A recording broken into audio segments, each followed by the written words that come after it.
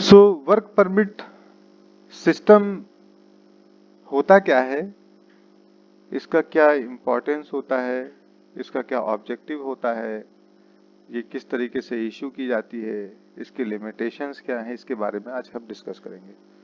तो permit to work system जो होता है ये एक प्रोसीजरल कंट्रोल होता है, एक प्रोसीजर होता है। ये कह सकते हैं कि एक एक प्रकार का सेफ सिस्टम ऑफ वर्क होता है जो कुछ स्पेशल कैटेगरीज ऑफ वर्क के लिए हम लोग यूज करते हैं, जिसमें ज्यादा हजार्ड या ज्यादा रिस्क, पोटेंशियल रिस्क होता है जिस वर्क के अंदर, उस काम को हम लोग कंट्रोल करने के लिए इस सेफ सिस्टम ऑफ वर्क के तरीके को यूज करते हैं।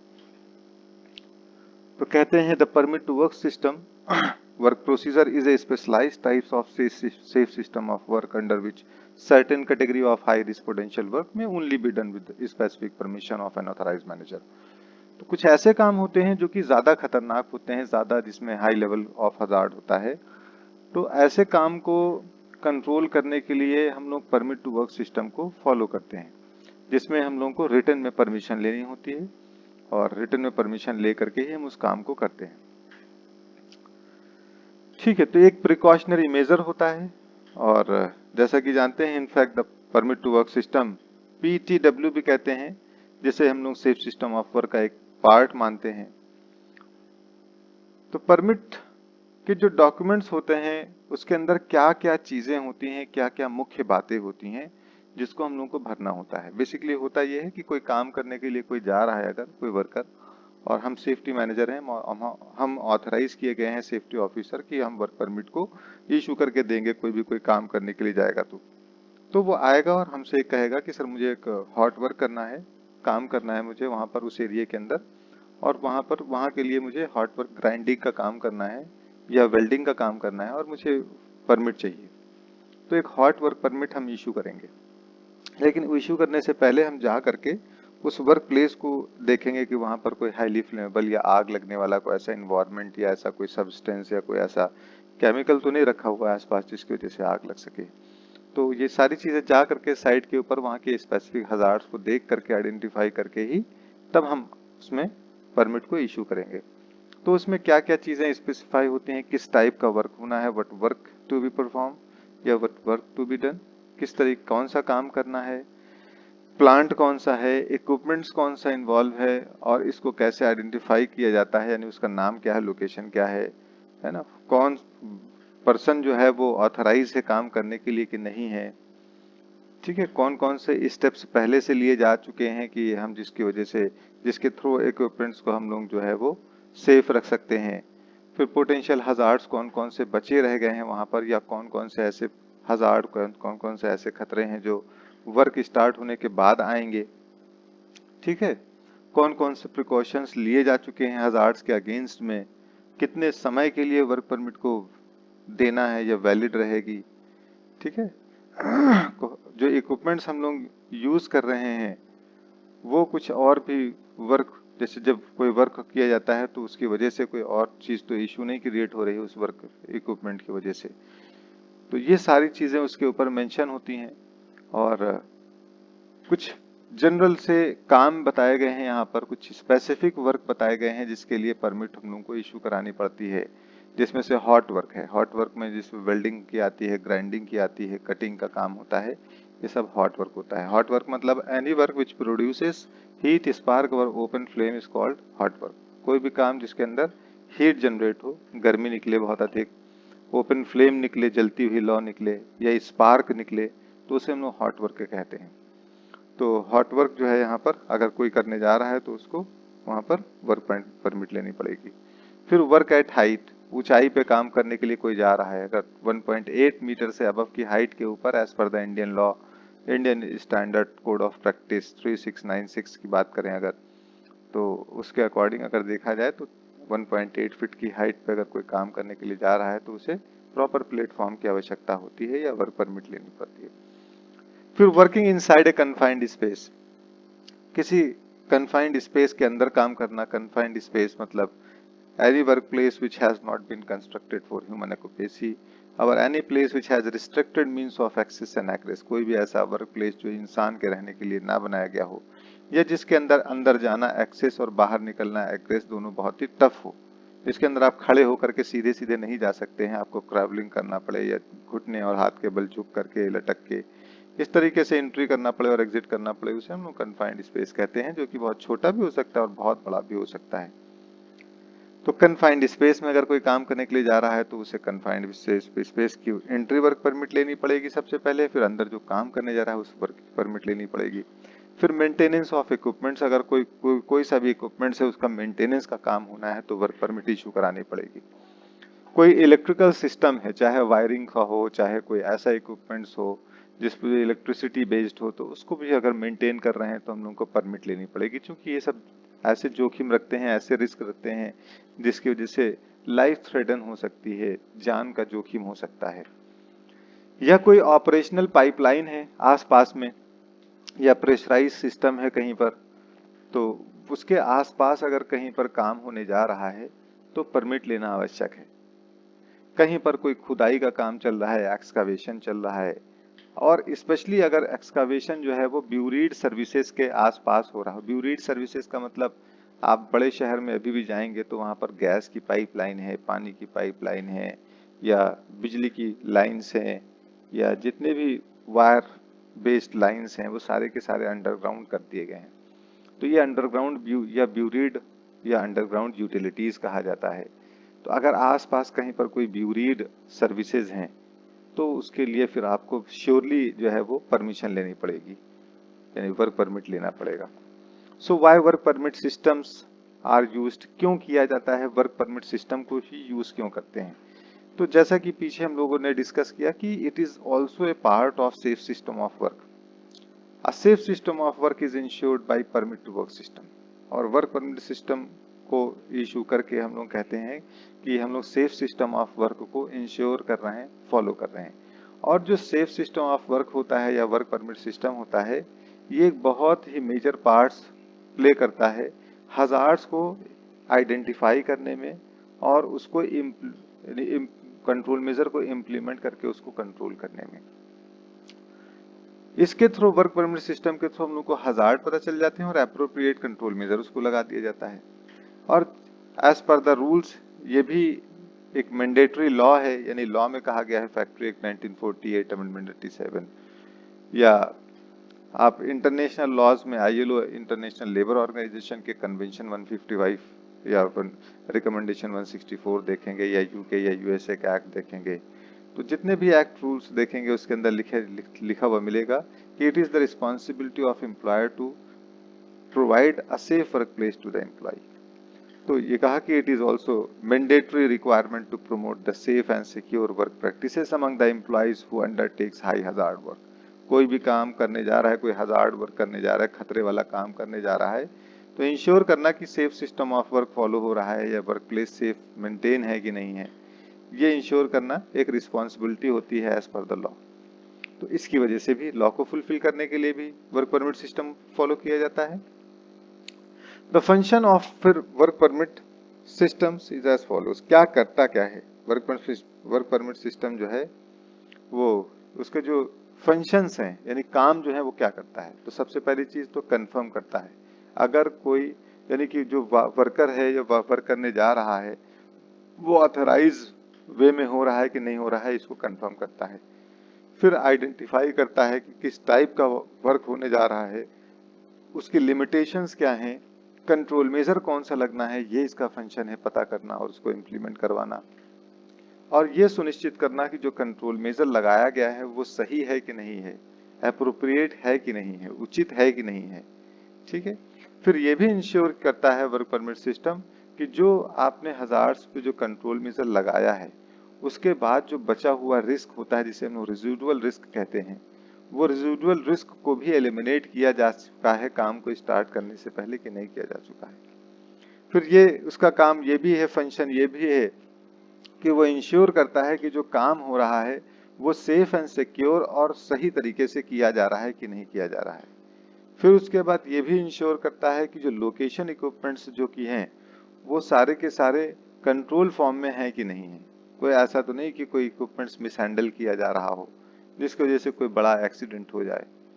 फिर ये भी इंश्योर करता है कि रिकॉर्ड करता है steps involve in the work process, और जो भी वर्क प्रोसेस हो रहा है उसके स्टेप्स को भी वो नोट डाउन करके रिकॉर्ड्स में रख लेता है।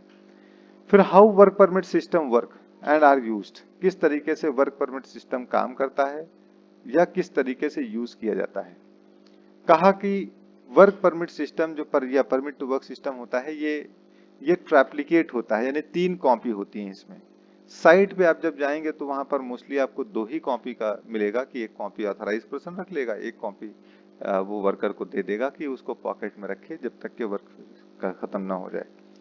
तो ट्रैप्लिकेट होती है। Permit to work system is generally a format which is made in triplicate and filled by a senior level manager। एक ट्रैप्लिकेट होती है, 3 कॉपियां होती हैं उसकी, एक ही की 3 कॉपी होगी और उसको सीनियर मैनेजर जो है वो फिल करता है। ये एक्सपीरियंस या कॉम्पिटेंट पर्सन जिसको ऑथराइज किया गया हो ऑर्गेनाइजेशन के द्वारा कि कौन इसको इशू कर सकता है, फिल कर सकता है, वो उसको फिल करेगा।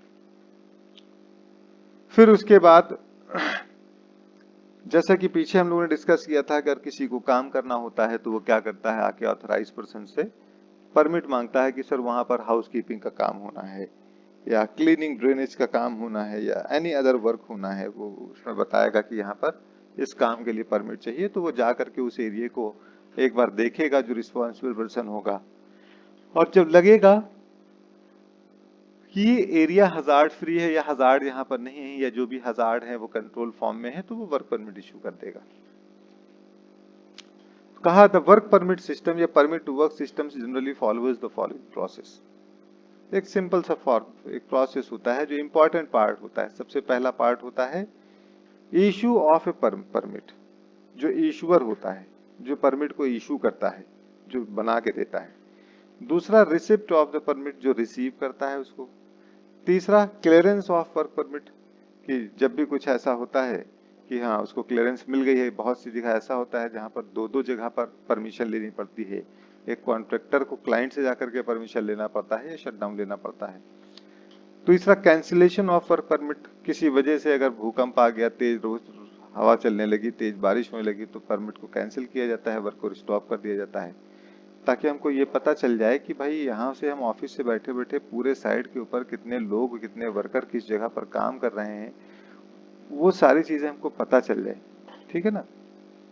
तो एक्सटेंशन होता है कि कभी कभी आवश्यकता पड़ती है कि भाई 5 घंटे के लिए इशू हुआ थी वर्क परमिट या 8 घंटे के लिए इशू हुई थी, फिर हमको आवश्यकता है कि हम थोड़ा बढ़ा के काम कर लें 1 घंटा, तो कभी कभी एक्सटेंशन भी होता है।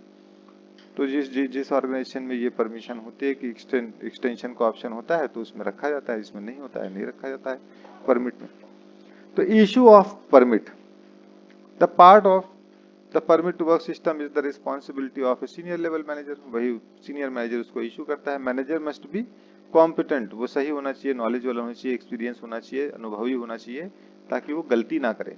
वरना गलती कर देगा कि हजार्ड को कम नोट करेगा, रिस्क यानी कंट्रोल मेजर को कम लगाएगा, तो एक्सीडेंट के चांसेस बढ़ जाएंगे। तो कहा the exact type of work कौन सा है। मैनेजर जो है वो वर्क परमिट को इशू करने से पहले कुछ चीजें इंश्योर करेगा। एग्जैक्ट टाइप ऑफ वर्क क्या है, the place where the work is to be done, कौन सी जगह पर काम होना है, कौन सा worker, the worker who will be involve in doing the work, कौन सा वर्कर है, ये कौन से वर्कर्स हैं, एक से अधिक वर्कर्स भी हो सकते हैं। The control major that will be in place before, during and after the work is completed, कौन सा कंट्रोल मेजर वहां पर लगाया जाएगा काम को शुरू होने से पहले, फिर काम के होते समय, फिर काम खत्म होने के बाद। फिर the date and time of the work permit उसमें मेंशन किया जाएगा। The duration for which the permit will be made, कितने समय के लिए परमिट बनाई जा रही है, वह उतने ही समय वो यूज कर सकता है उसको। फिर कहा any other permit that may be running parallel to the current permit, अगर कोई ऐसी भी है कि जिस जगह हम काम करने जा रहे हैं, परमिट इशू करने जा रहे हैं, तो मैनेजर को ध्यान रखना पड़ेगा कि उसके आसपास पे कुछ और भी परमिट वाले वर्क कर रहे हैं। फिर उसके बाद बताया कि a copy of the method statement and risk और the risk assessment is to be attest. एक रिस्क असेसमेंट का एक उसके अंदर एक फॉर्म भरा हुआ उसी काम का जिसके लिए परमिट ले रहे हैं उसमें अटैच होना चाहिए। ठीक है ना। The name and signature of the authorising manager, जो बंदा ऑथराइज है उस काम को करने के लिए उसका नाम, उसका सिग्नेचर उसके ऊपर लिखा जाएगा। फिर नेक्स्ट आता है कि रिसिप्ट, द परमिट एक बार जब बनाया जाता है तो उसको हैंड ओवर किया जाता है। The permit is handed over by the permit authority to the workers who are going to perform the task. एक जो अथॉरिटी होती है जो उसको जो है वो परमिट देता है काम करने के लिए, जहां पर उसको जाना है काम करने के लिए। The workers are required to read the control measure mention and sign that they have understood and fully agree to abide by the requirement. वो जान जाएं कि सुनिश्चित कर लें कि भाई सिग्नेचर करके चाबी दे करके हमको दे दिया तो ये सुनिश्चित हो गया ना कि आपकी नॉलेज में है, काम चल रहा है। चोट चपाट भी लग सकती है लोगों को, तो ये सारी चीजें नॉलेज में है। तो रेसिपिएंट जो होता है उसको पूरी नॉलेज दिलाई जाती है कि भाई ये कंट्रोल मेजर लगाया जाता है, इस प्रकार के हजार्ड हैं, इस प्रकार के कंट्रोल मेजर लगाया जाता है। अगर कोई प्रॉब्लम होती है तो कहाँ पर आपको ड्रिंकिंग वाटर फैसिलिटीज अवेलेबल है, ठीक है, ये सारी चीजें जो है वो बताई जाती है। तो now the work can start as per the condition stated. अब वो काम कर सकता है जब उसको परमिट मिल गई है वो अच्छे तरीके से, लेकिन रूल्स का उल्लंघन नहीं होना चाहिए। क्लियरेंस और रिटर्न टू सर्विस। क्लियरेंस हो जाता है या रिटर्न कर दिया जाता है कभी कभी। भाई 8 घंटे के लिए फॉर एग्जांपल आपने वर्क परमिट इशू की या 5 घंटे के लिए इशू की, तो 5 घंटे में आप जला के उसको, यानी कि जो जो हॉट वर्क का काम होने जा रहा था उसको जा करके कम करके और विद इन गिवन टाइम 8 घंटे के लिए इशू किया है तो उसको ला करके और जिसने इशू किया था इशूअर उसको हाथ में वो रिटर्न कर देगा, तो उसी को क्लियरेंस या रिटर्न ऑफ सर्विस कहा जाता है। फिर वो जो बंदा था जिसने इशू किया था उसकी रिस्पॉन्सिबिलिटी है, ऑथराइज्ड मैनेजर की रिस्पॉन्सिबिलिटी है कि वो जो है जा करके उस वर्क प्लेस को एक बार इंस्पेक्ट करे और देखे कि वहां पर कोई रिमेनिंग हजार्ड तो नहीं रह गया है। और जब वो इंश्योर हो जाए कि हाँ काम अच्छे से किया गया, काम को प्रॉपर तरीके से फिनिश कर दिया है, तो वो उसको रिटर्न करके और अपने रिकॉर्ड्स में रख लेते हैं। कैंसिल का होता है कि कभी कभी कुछ ऐसे रीजन होते हैं कि 8 घंटे के लिए इशू कराया, 4 घंटे में काम खत्म, या कोई और भी रीजन आ गया जिसकी वजह से कैंसिल करवाना पड़े वर्क परमिट को, तो ऑथराइज मैनेजर जो होता है वो एक बार इंश्योर करता है, उसके बाद साइन करा करके उसको कैंसिल करा करके अपने पास रख लेता है। एक्सटेंशन का भी ऑप्शन होता है, ये सारे ऑर्गेनाइजेशन में नहीं होता है लेकिन कुछ में लगभग होता है। तो उसमें क्या किया जाता है कि अगर 8 घंटे के लिए आपने इशू कराया है, उसके बाद फिर 5 घंटे हुए हैं, 3 घंटे की और भी आपको नीड है तो आप उसको एक्सटेंड करा सकते हैं, लेकिन सारी परमिट के अंदर ये ऑप्शन नहीं हो जाते, ठीक है ना। The permits are generally made in triplicates. 3 copies होती हैं वर्क परमिट की। एक copy, one copy is carried by the worker holding the permits and is displayed in the area where the work is being done. जो responsible person होता है वो ले जा करके अपने पॉकेट में रख करके और लेके चला जाता है उसको। एक कॉपी जो होती है, one copy is retained by the authorising manager. एक मैनेजर अपने पास में रख लेता है। और one copy is displayed in the central locations where all live permits are displayed. और जो थर्ड वन कॉपी होती है वो वहां के डिस्प्ले में नोटिस बोर्ड के परमिट वर्क सिस्टम का जो बोर्ड होता है वहां पर लगा दिया जाता है, ठीक है। इससे ये पता चलता है कि एक ही नजर में आप जा करके खड़े होकर के साइट के सारे काम के बारे में आप देख सकते हैं कि कहाँ पर हमारी साइट थी, कहाँ पर क्या चल रहा है। तो एक तो कभी कभी ऐसा होता है कि वर्क कहीं पर हाइट पे होने जा रहा है, या कभी कभी ऐसा होता है कि बहुत नीचे जगह पर होने जा रहा है, तो जिस जगह पर ऐसी जगह होते हैं जहाँ पर कोई अगर सेफ्टी सर्वे करना चाहे तो वहाँ पहुँच नहीं पाता है। लेकिन जो नोटिस बोर्ड होता है, जो वर्क परमिट बोर्ड होता है, उससे आप पता लगा सकते हैं कि कौन बंदा कहाँ पर काम कर रहा है, चल रहा है कि नहीं चल रहा है। तो कभी कभी एक्सटेंशन होता है, तो इसमें 3 कॉपियाज होती हैं, 3 कॉपीज होती है, ट्रिप्लिकेट्स होती है। एक कॉपी जो बंदा काम करने के लिए रिसिपेंट जा रहा है उसको दे दी जाती है, एक कॉपी ऑथराइजिंग मैनेजर अपने पास रख लेता है इसमें से, ठीक है ना, एक डिस्प्ले में लगा दिया जाता है। तो इस तरीके से तीनों कॉपी यूज होती हैं। कुछ लिमिटेशंस होती हैं जो परमिट टू वर्क सिस्टम्स के लिए। वो क्या क्या लिमिटेशंस होती हैं, जैसे लिमिटेशन का मतलब होता है कुछ कमियां। तो वर्क जो जो यूज है ना वर्क परमिट सिस्टम का, वो वर्कर्स के भरोसे के ऊपर ही बेस्ड है। अगर वो उस चीज को सीरियसली ले रहा है या उसको भरोसा दिलाया जा रहा है कि आपके लिए बेटर होगा, तो ही वो कदम बढ़ाएगा, अदरवाइज वो कदम नहीं बढ़ाएगा, ठीक है। लिमिटेशंस में ये होती हैं कि कुछ अपनी नीड्स होती हैं जिसको फुलफिल करना होता है। Permit issuing authority and receiving workers need to be train and competent. आवश्यकता ये है कि जो परमिट को इशू कर रहा है वो भी ट्रेंड होना चाहिए, और जो परमिट रिसीव कर रहा है वो भी ट्रेन एंड कॉम्पिटेंट होना चाहिए। फिर जब भी वर्क परमिट भरी जाए तो जो भरने वाला है उसको एचएससी मैनेजर ऑफिसर वो जा करके और उस साइट को पहले एक बार विजिट करे और देखे कि वहां पर क्या हजार्ड खतरे हैं, तभी उसको इश्यू करे। परमिट के अंदर कोई बदलाव नहीं होने चाहिए कि अभी हमने 3 घंटे के लिए इशू किया, फिर अचानक बिना बताए किसी को 4 घंटे का टाइम बदल दिया, या कोई हजार्ड रिस्क असेसमेंट था उसको हटा दिया उसमें से। तो कोई भी बदलाव उसके अंदर अमेंडमेंट नहीं होना चाहिए। और जब भी वर्क परमिट के थ्रू काम कर रहे हों, क्योंकि वहां पर ह्यूमन इन्वॉल्व होता है, तो कोशिश ये की जाती है कि एक वर्कर से उसको सुपरवाइज करने के लिए कहा जाता है, और जो दूसरा वर्कर होता है उसको सुपरवाइज करने के लिए इससे कह दिया जाता है। बस वो आपस में एक दूसरे को देखा करते हैं, उससे कमियां पता चल जाती हैं। ठीक है, तो परमिट इशू करने वाले बंदों को साइड पे जाना चाहिए, वहां पर जो कंट्रोल मेजर लगाया है उसको देखना चाहिए कि रिमूव तो नहीं हो गया है कंट्रोल मेजर। इन चीजों के ऊपर ध्यान रखना पड़ेगा। ये कुछ ऐसे हैं जो कि करना ही करना होता है। फिर enough time should be according to the field of the permit. जो परमिट बनाने वाले होते हैं उनको निश्चित समय देना आवश्यक है, एक समय सीमा देना आवश्यक है कि एक वर्क परमिट के लिए आपको 10 मिनट या 5 मिनट लगेंगे। क्योंकि अगर बहुत ज्यादा ओवरलोड कर दिया जाएगा उस वर्कर के ऊपर, या सॉरी उस ऑफिसर के ऊपर, मैनेजर के ऊपर जो परमिट इशू कर रहा है, तो फिर वो उसके लिए वो काम जो है वो मोनोटोनस हो जाएगा, उबाऊ हो जाएगा।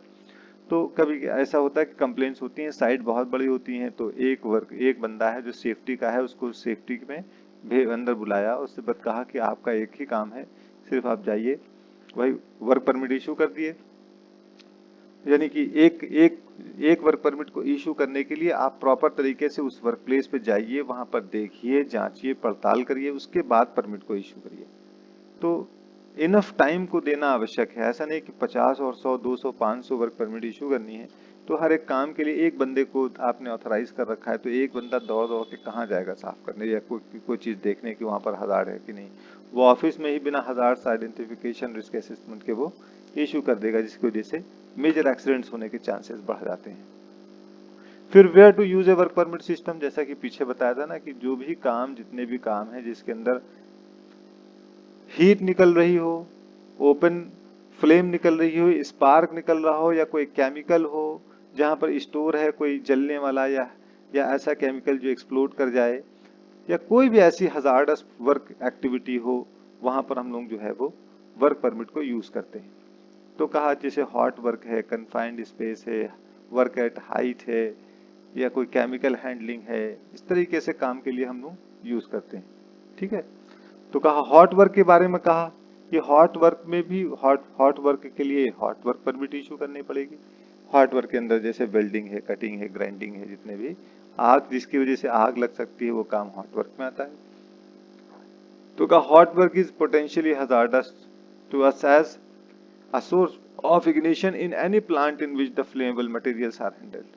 कहीं पर भी जहां पर फ्लेमेबल मटेरियल को हैंडल किया जा रहा है वो बहुत रिस्की होता है। फिर कहा कि cause of fire in all process regardless of the weather clime flammable materials are present. बहुत से ऐसे जो जो कारण होता है किसी भी तरीके की आग का, वो कहीं पर भी मोस्टली, तो वहां पर उसका जो मेन रीजन होता है वो बैड हाउसकीपिंग देखा जाता है, रख रखाव सही नहीं होता है, या कुछ और भी रीजन फर्दर हो सकते हैं। तो कहा हॉट वर्क के लिए वर्क परमिट इशू की जाएगी। ठीक है ना, इलेक्ट्रिकल वर्क कहीं पर हो रहा है, बिजली का काम हो रहा है, उसके लिए परमिट इशू की जाएगी। कोई काम कन्फाइंड स्पेस पे हो रहा है, उसके अंदर उसके लिए परमिट इशू की जाएगी। या कोई बहुत ही अधिक ऊंचाई पे जा रहा है, हाइट वर्क पे जा रहा है, उसके लिए इशू की जाएगी। तो वर्क परमिट किसको इशू करना है, किसको नहीं करना है, या किस काम को नहीं करना है, ये ऑलरेडी पहले से डिसाइड होता है। ठीक है ना, तो जब जिस ऑर्गेनाइजेशन में आप जाएंगे वहां पर बता दिया जाएगा कि किस किस काम के लिए वर्क परमिट इशू होता है। ठीक है, तो आज के लिए इतना ही रहने देते हैं। इसको थोड़ा सा और रिवाइज करेंगे कि किस किस काम को हम लोग वर्क परमिट के थ्रू कंट्रोल करते हैं। ये नेक्स्ट लेक्चर में डिस्कस करेंगे, जिसमें से हॉट वर्क है, इलेक्ट्रिकल वर्क है, वर्क एट हाइट है, इसको हम लोग डिस्कस करेंगे।